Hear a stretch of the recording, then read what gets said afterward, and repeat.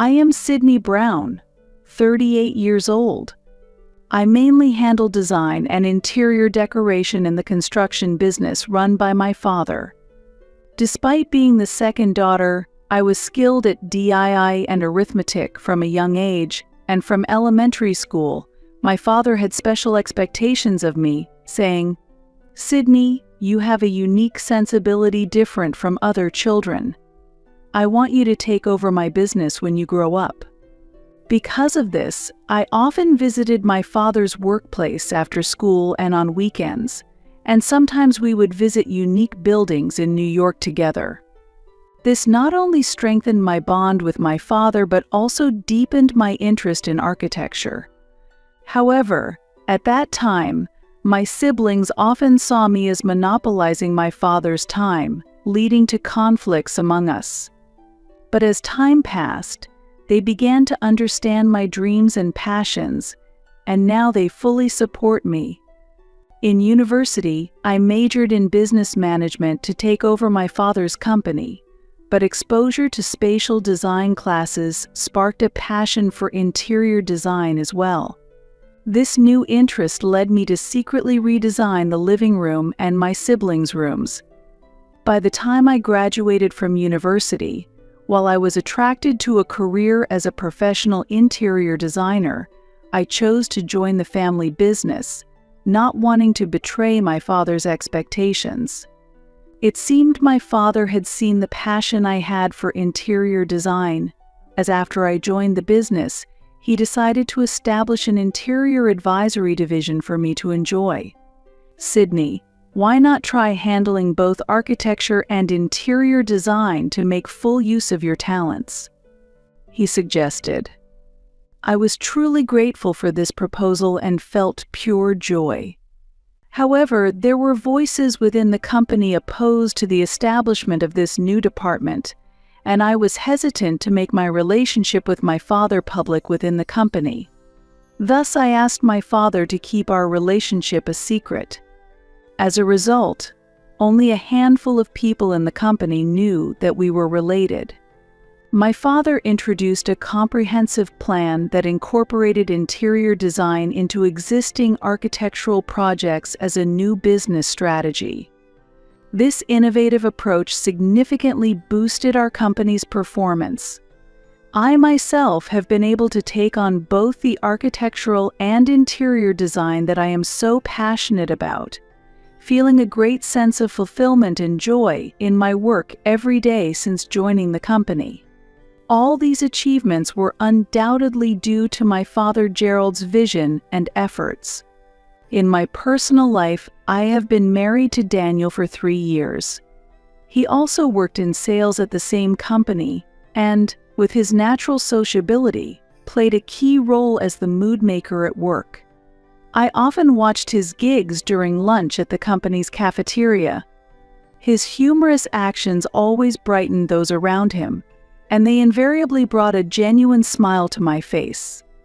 One day, he loudly declared in the cafeteria, "Hey, attention everyone! Today is the cafeteria lady's 120th birthday. Let's sing her a birthday song," as a joke. I couldn't help but laugh and said, "Really, 120 years old?" He quickly responded, "Oh, you laughed? Good, I got the beauty's smile," and drew laughter from everyone. Such exchanges brought us closer, and eventually, our relationship deepened. Daniel always made me happy with his fun jokes. Our marriage plans were progressing smoothly, and I genuinely felt happy about our future together. However, it was difficult to find the right moment to tell Daniel that my father runs the company. I worry that saying, "My dad runs our company," might come across as arrogant, so I kept missing the chance to confess. But I believed he would understand when the time came for formal greetings at home. Although it might be a bit surprising, I have kept this a secret for a long time, considering the risk of appearing arrogant. On the special day when we were formally greeting each other at home, Daniel couldn't hide his nervousness, which was more apparent than usual. On the way home, to gauge his feelings, I quietly asked him, "Were you surprised?" "Sorry for keeping quiet. I've always worried it might sound condescending if I said it myself." He responded with a slight surprise. "What? Oh, the house? I had no idea your family home was so impressive. Is your dad like the president or something?" "Yes, that's right," I affirmed. He continued, nodding. "I thought so. Otherwise, you couldn't have such a magnificent house." I was a bit surprised and said, "Oh? Daniel, you still haven't realized?" "My dad is." He tilted his head, puzzled, and said, "Huh, what's up?" "Something on my father-in-law's face. I was too nervous to see clearly. Ha ha," and laughed it off. I sighed. "So, what? Is there a problem with your father-in-law?" he asked, to which I replied, "No, it's nothing serious. Since our marriage happened relatively quickly, there might be criticisms for not having shared all the truths. However, the fact that I was involved in a romance within the company, and that my father was the owner made this a very delicate matter for me. Right after our marriage, we were involved in a major project, and the busyness left no time to discuss my father's situation in detail. During that period, we often stayed late at the office due to work, resulting in frequent late-night meals at family restaurants. Having married within the company, we understood each other's demanding schedules well, and Daniel was particularly proactive in sharing household chores. Then, Daniel's father suddenly passed away, leaving his mother alone, which greatly concerned us. Daniel proposed that she live with us so she wouldn't be lonely. I wasn't opposed to living together, but I was concerned it would be too much for her given our late homecomings and limited days off. However, Daniel reassured me, saying, "Don't worry. Yes, we are busy, but on the other hand, my mother will help out too. And I want to be there to support her whenever needed." Knowing Daniel's strong feelings for his mother, I couldn't refuse his proposal, so we decided to live together. At that time, I didn't anticipate that this cohabitation would bring significant changes to our relationship in the future. Despite being in her 60s, his mother held very traditional views, believing that men should work outside and women should take care of the home. It's a wife's duty to support her husband and look after the family. This belief often led her to criticize my career, and I frequently faced her sarcasm and cold comments. Once, when I came home late and Daniel was doing the laundry, his mother harshly said to him, "Why are you doing that? That's the wife's job. The problem is her working outside. No matter how late it gets, she should handle it." Despite Daniel's objection that her views were outdated, his mother snatched the laundry from him and declared, "This is my house. No matter what she wants my son to do, I won't let her have her way so easily. I don't know what she's thinking, but I won't let her do as she pleases." Daniel then asked me, "Mom said that, so can you take care of it from now on, Sydney?" I replied, "What? You know I'm busy too. I was hoping you could help when you have time." He responded, "I understand. But since we're living together now, it's important that you and Mom don't get into conflict, right? I think she'll get used to our lifestyle after a while, so please bear with it until then." Reluctantly, I agreed to Daniel's proposal. The next day, when I went to do the laundry, I found his mother's clothes were also included. She frequently criticized further, saying, "Daniel can't even eat a meal made by his wife, and when there's no packed lunch, he eats dinner outside. What's the point of being married if you can't take care of your husband?" She also said, "It's because you're working that you can't have children. You should quit your job soon and have children. Maybe then you can become a bit more womanly. Furthermore, she repeatedly urged me to quit my job to take care of her son, but I countered. My father expects a lot from me. He plans to make me the head of the company eventually. Unaware that my father was the owner, she attacked. You and your father are foolish. Initially supportive, Daniel gradually began to echo his mother's criticisms under her influence. A wife should prepare her husband's breakfast and clothes in the morning. That's a wife's duty. Living together made it clear that Daniel was heavily influenced by his mother. Her commands were absolute. Daniel also had a habit of exaggerating stories. When he received the Employee of the Month award, he boasted to his mother, "I'm the best in the company." Although he was the top that month, his usual performance was average. He spoke as though he was an unparalleled talent within the company. His mother took his words at face value, praising him. "You are indeed remarkable. You are very important to the company." Daniel was pleased with her words, fulfilling his need for validation through excessive praise. Daniel expected his mother's praise and indulged in it. I was exasperated with such interactions. Around that time, a rumor was spreading at my father's company. "Hey, have you heard? The president is retiring." "Really? When is that happening?" "The details are unclear, but since there's a rumor, it might be in the near future." "Hey, has the new president been decided yet?" "Yeah, someone named Brown seems likely, but there's no one by that name among the current directors. I checked the company data, and it seems there's a young Brown in sales." "Really? Brown from the sales department?" "That guy who is always joking, and his performance is just average, right?" "So, are they bringing in the new president from outside?" "I'm not sure, but maybe that Brown guy is related to the president." "If that's true, I can't deal with this. I might quit." "Really?" "The president is retiring and Brown from sales is going to be the next president." Brown from sales as president. This rumor quickly spread and became a topic of conversation between Daniel and me. "Sydney, have you heard? The president is resigning, and it seems I'm going to be the next president." "Ah, yes, I've heard such rumors." "Really? Me as president? But I don't have any connections to the president, and I'm too young for that role. At first, I thought it was a misunderstanding." "Right. But when I looked at the company list, I'm the only Brown." "What about me?"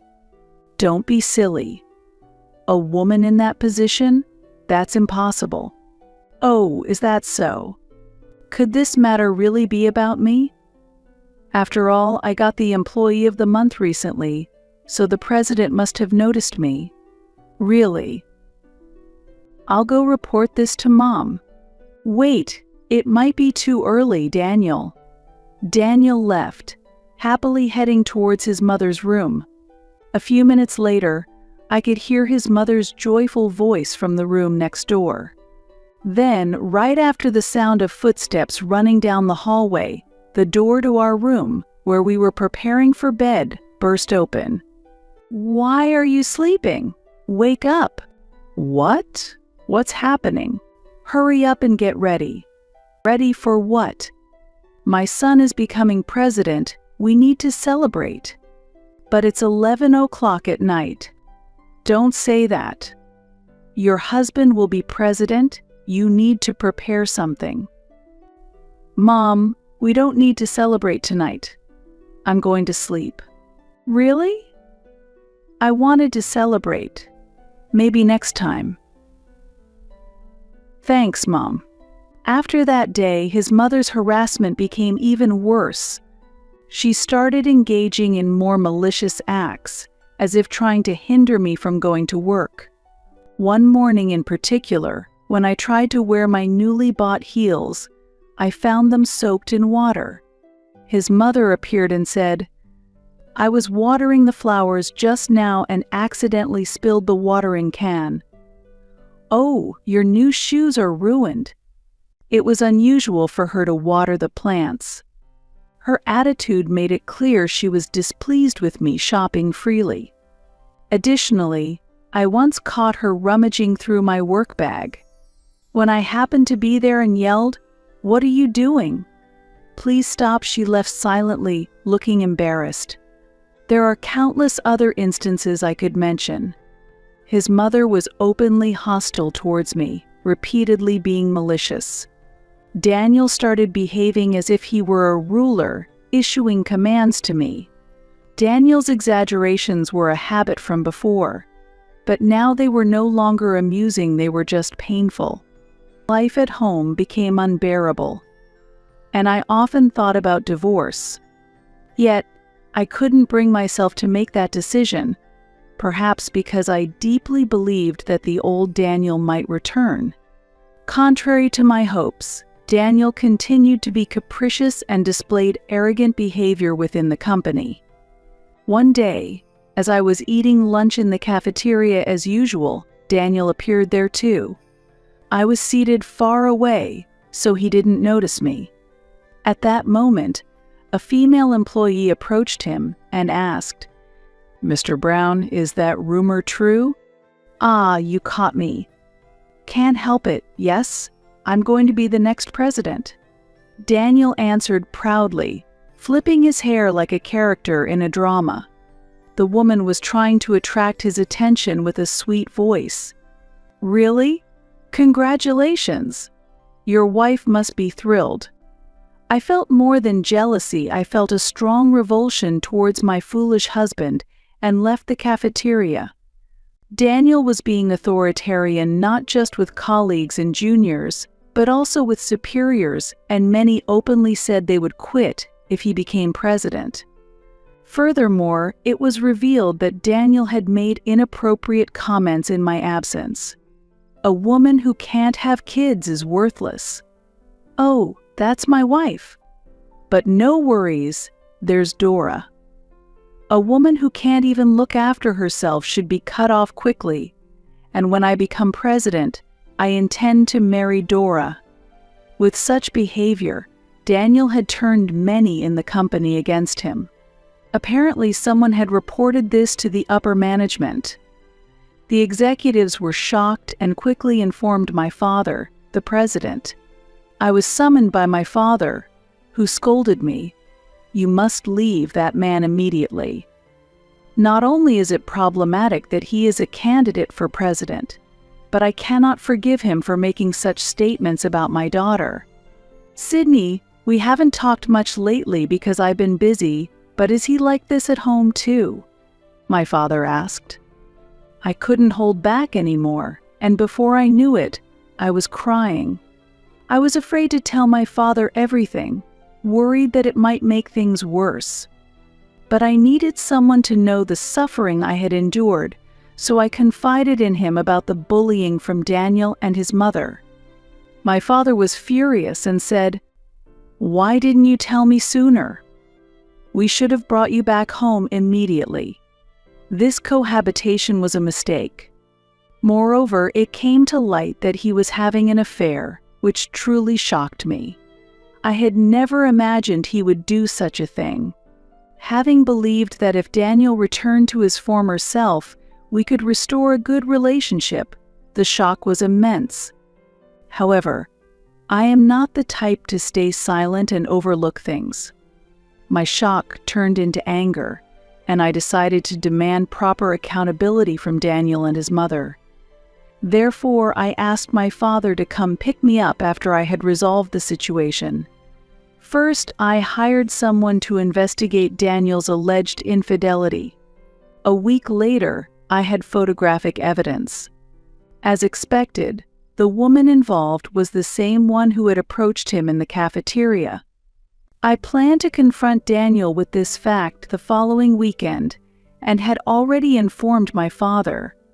On that day, I gathered Daniel and his mother in the living room where they were relaxing and placed an envelope containing the investigation results on the table. At my father's urging, I had pre-activated the recording on my smartphone. Why should we have to adjust our schedules for you? This is unbelievable. That's right. What's going on? Look at this. With that, I pulled out the photos from the envelope images of Daniel and the female employee leaving a hotel. Oh, isn't that Dora? His mother's unexpected comment left me bewildered. Wait, you know her. She's just an acquaintance. But she's Daniel's lover, isn't she? Right, Daniel. Ah, it really is Dora. What? Yes. We recently went out to eat together, the three of us. Dora is indeed a charming woman. He. You knew Daniel was cheating? You calmly say, ah, Dora, knowing that Daniel is having an affair. Are the two of you not saying something absurd to me? That's your interpretation. And what about this affair? Don't say it's something bad. Since Daniel doesn't love you anymore, it's natural for him to be interested in other women. Daniel cheating is justified just because he doesn't love me anymore. What about my feelings? Your feelings? They are irrelevant to us. Fundamentally, the problem is that you haven't been treating Daniel properly. I have not mistreated him all this time. It's just been your selfishness. I am not your servant, nor do I deserve to be disregarded. Oh, how boldly you talk back. Dora said that once Daniel becomes the company president, she plans to be a full-time housewife to take care of him. A capable woman, unlike you. I just glared silently at my mother-in-law. Ooh, how scary. Daniel, you've been quiet for a while. Is there anything you want to say? Anything to say? My mother has already said everything. What? Actually, after discussing with my mother, I was planning to leave you once I became the president. It's out now, so it can't be helped. While saying this, Daniel pulled a brochure from a drawer and handed it to me. What is this? It's for a high-rise apartment where I, Dora, and my mother will live. The contract is already completed. It cost over $1 million. We're going to be celebrities. Ha ha ha. So you need to leave. I felt pathetic for not seeing through him earlier. To think I loved this man, I feel like I've wasted my valuable time. Understood. I will start preparing to leave. However, I must tell you one last thing. I will never forgive any of you. I will sue for emotional abuse, infidelity, and defamation. Well, you're free to try. As long as Daniel holds power, it will be easy to squash any problems. Go ahead, state your claims. Is that so? Then make sure you have no regrets. After that, I contacted my father to come and pick me up. He was waiting and replied, I'll be there soon. 20 minutes later, the doorbell rang and my mother-in-law opened the door. I'm Sydney's father. I've come to pick her up. Oh, the foolish father of the foolish daughter. I may be a foolish father, but I do have the authority to fire your son. What? While tilting her head, the mother-in-law muttered, really, like parent, like child. And then, while tossing my bag into the hallway, she said, your father's here to pick you up. Could you hurry up and leave?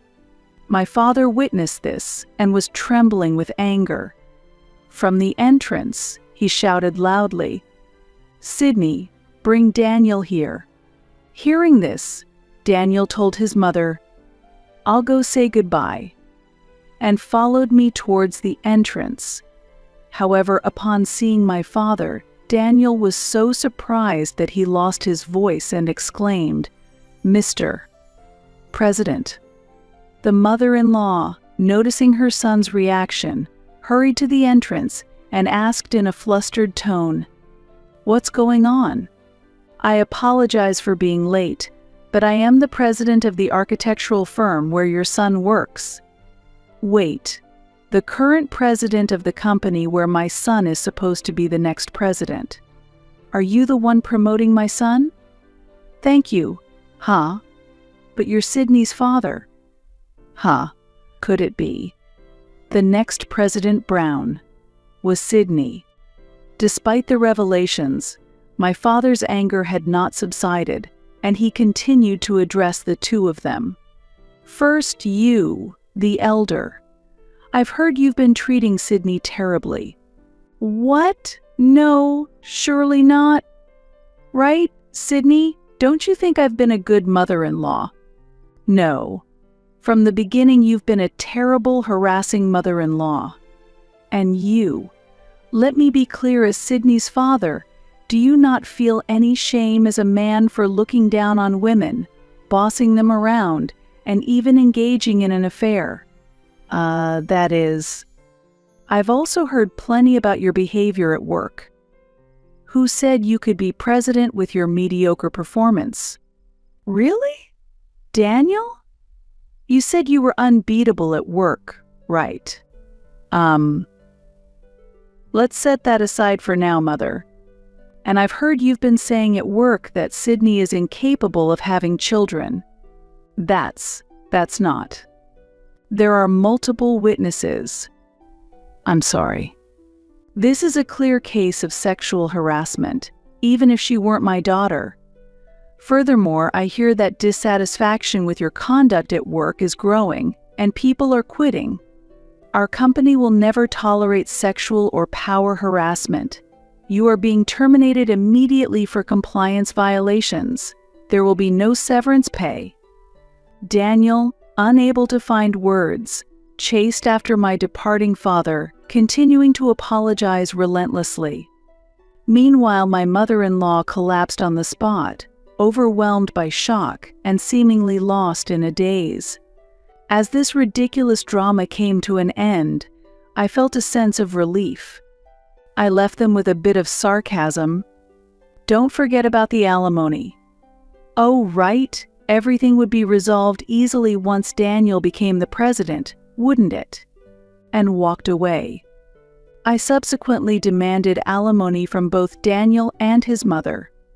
I was initially uncertain about collecting alimony from my mother-in-law, but the recorded conversation from that decisive day proved her excessive harassment, allowing me to proceed with the claim successfully. I felt particularly vindicated in punishing her, as my anger was stronger towards her than Daniel.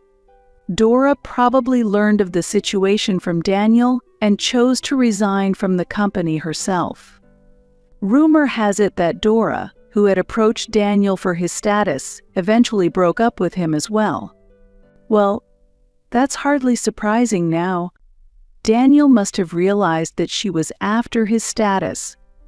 As for the current situation of Daniel and his mother, so far, I haven't received a single dollar of the alimony from them. They likely are experiencing financial difficulties. According to my lawyer, my mother-in-law had completely believed in the story of Daniel becoming president and took out loans to purchase several expensive pieces of jewelry. The monthly payments are high, and now she's unemployed. After being fired, Daniel also seems to be struggling to cover his living expenses.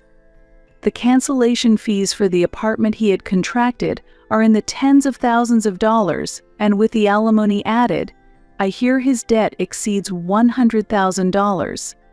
However, their financial issues are no longer my concern. I'm not particularly concerned about the money, but I want both of them to take proper responsibility. If there is no payment, I am considering taking legal action.